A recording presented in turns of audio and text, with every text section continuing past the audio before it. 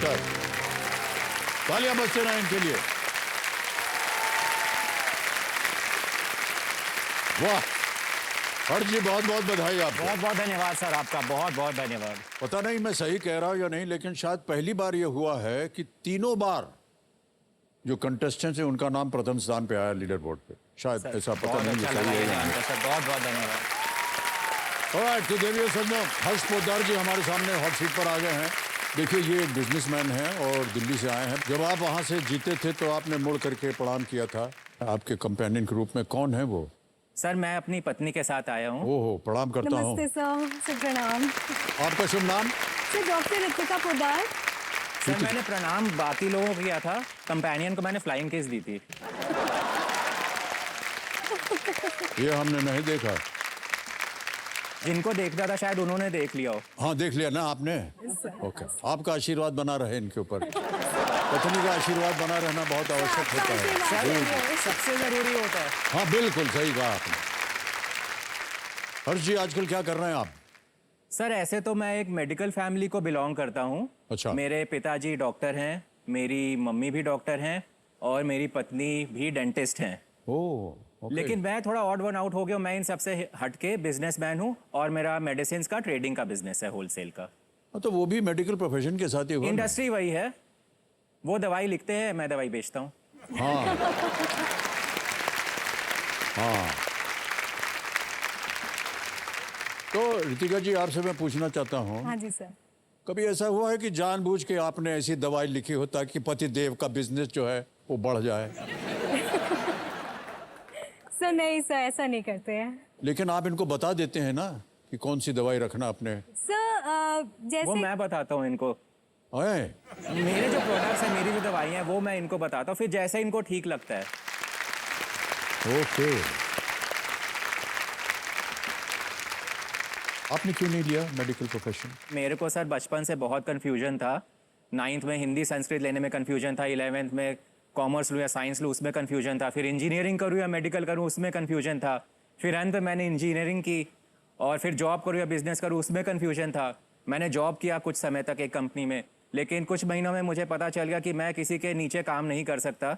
तो यहाँ पे मैं एक चीज़ कहना चाहूँगा अपने पिताजी के बारे में। वो बचपन से ही मेरे फ्रेंड, फिलोसोफर कम गाइड रहे हैं। उन्होंने ही मुझे ये सुझाव दिया कि क्योंकि मेडिकल बैकग्राउंड उनका रहा है और मुझे भी बचपन से आइडिया रहा है दवाइयों का, तो इस वजह से उन्होंने सुझाव दिया कि अगर ये बिजनेस मैं चालू करता हूँ तो अच्छा रहेगा मेरे लिए। तो जो दवाइयों का डिस्ट्रीब्यूशन वगैरह करते हैं, तो दवाइयाँ आपके पास कहाँ से आती हैं? मैन्युफैक्चरर से? सर मेरे अपनी खुद की कंपनी है, marketing company, by the name of Remedium health care private limited. तो मैं अपनी खुद की मेडिसिन मैन्युफैक्चर कराता हूँ थर्ड पार्टी से। और वो प्रिंटेड फिनिश प्रोडक्ट्स जिसमें मार्केटेड बाय में मेरी कंपनी का नाम होता है, वो मुझे सप्लाई करते हैं। तो आपको कैसे पता चलता है कि कौन सी दवाई बनवानी चाहिए? सर इसके लिए मार्केट स्टडी किया था मैंने काफ़ी साल, 2012 में जब मैंने अपना काम शुरू किया। ओके। अभी कैसे चल रहा है धंधा? सर अभी अच्छा चल रहा है। वो तो बधाई आपको। ऑलराइट। ओके, आप बिजनेसमैन हैं सर, इसका ज्ञान तो हमें पहले से भी था। अभी जब चेक दिखाया तो भी और ज्ञान बढ़ गया है। क्योंकि जितनी देर तक आप देखते रहे चेक को कि यार ठेके कि नहीं, नंबर करेक्ट डाला है कि नहीं, तब तक आपने उसको हटाने के लिए कहा नहीं। सर बिजनेसमैन के साथ एक मारवाड़ी भी हूँ ना। अच्छा।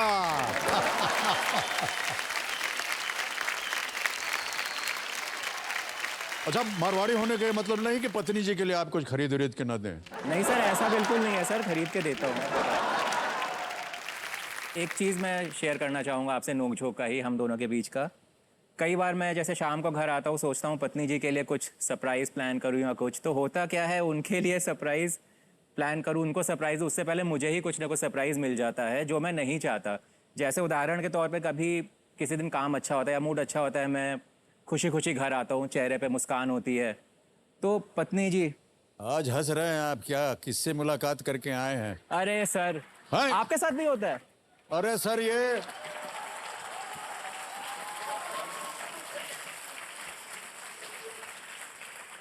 सर ये यूनिवर्सल ट्रूथ है, मैं बता दूं सर आपको। फिर ठीक है। और जिस दिन आपकी गंभीर मुद्रा हो उस दिन आपके ऊपर थोड़ी सी सहानुभूति दिखाई नहीं जाती सर, है। यहाँ नहीं है, उसमें भी मुझे सुनना पड़ता है।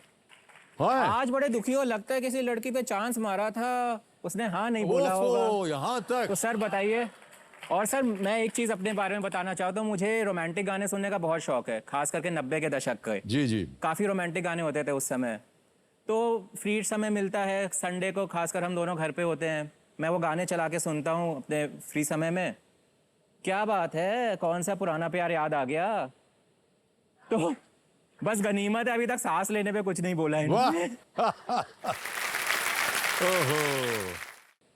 यह है 14वां प्रश्न और मूल्य है इसका 50 लाख रुपए। आप 2 प्रश्न दूर हैं 75 लाख रुपयों से। ये एक बहुत ही महत्वपूर्ण पड़ाव होता है। 14वां प्रश्न 50 लाख रुपयों के लिए हर्ष पोद्दार जी आपकी स्क्रीन के ऊपर हीरा।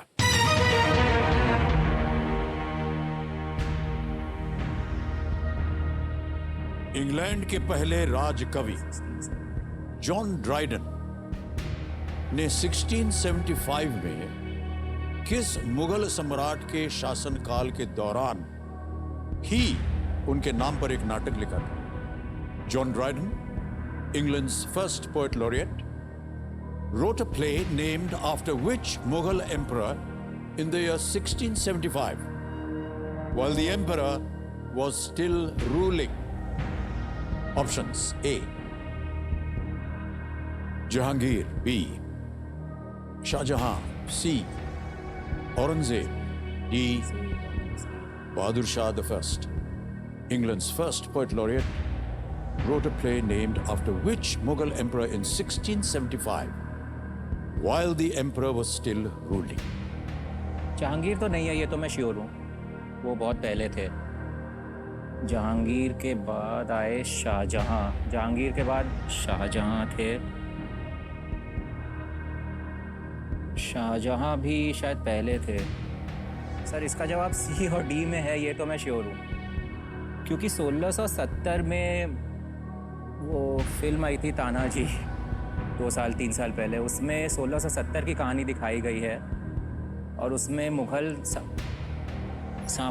रूलर उस समय औरंगज़ेब दिखाए गए हैं पिक्चर में, और वो 1670 की कहानी है। 1675 में औरंगज़ेब, जहाँ तक मुझे ख्याल है, काफ़ी साल तक उन्होंने शासन किया है। बहादुर शाह 1 का मुझे कोई आइडिया नहीं है। 1670 में तो औरंगज़ेब थे और उन्होंने काफ़ी सालों तक किया है। शायद वो 1730-40 साल, 30-35 साल शायद वो थे मुग़ल शासक औरंगज़ेब। 70 में थे, 75, शायद 1690 या 1700 तक मेरे ख्याल से औरंगज़ेब ही थे।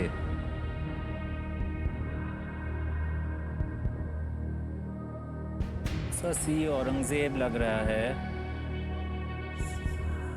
बहुत बड़ा रिस्क है इस बार, लेकिन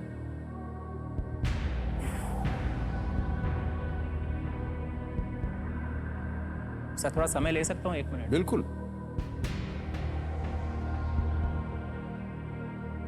प्रश्न को एक बार फिर से आप पढ़ लीजिए। John Dryden, England's first poet laureate, wrote a play named after which Mughal emperor in 1675, while the emperor was still ruling?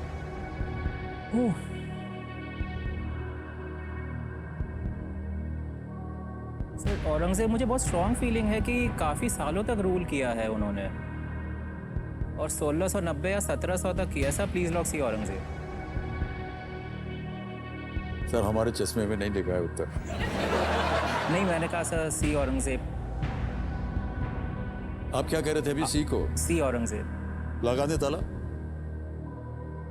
बड़ी सोच विचार के बाद कह रहे हैं औरंगजेब सी पे ताला लगाया जाए। देखते हैं ये सही है या नहीं।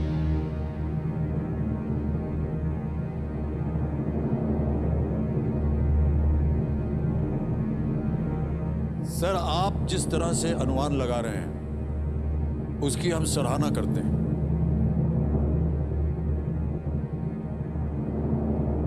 आप 50 लाख जीत गए। Well played. Well played. बहुत बहुत बधाई आपको।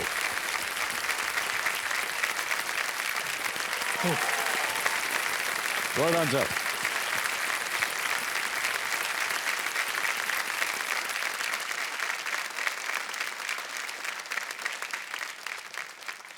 जॉन ड्राइडन एक अंग्रेजी कवि और नाटककार और इंग्लैंड के पहले पोएट लॉरेट 1668 में बने थे। औरंगजेब ने 1650 के दशक से 1707 वही में मुझे अपनी याद था। मृत्यु तक शासन किया। काफी साल शासन किया था तो जो आप अनुमान लगा रहे थे वो सही दिशा कि थी। 1670 का तो मैं श्योर था, तानाजी में जी, दिखाया जी, जी। था, फिल्म में देखने का ये फायदा और ये होता मुझे। नाटक उनके शासन की शक्ति के चरम पर लिखा गया था। अगले मुगल बादशाह बहादुर शाह प्रथम थे।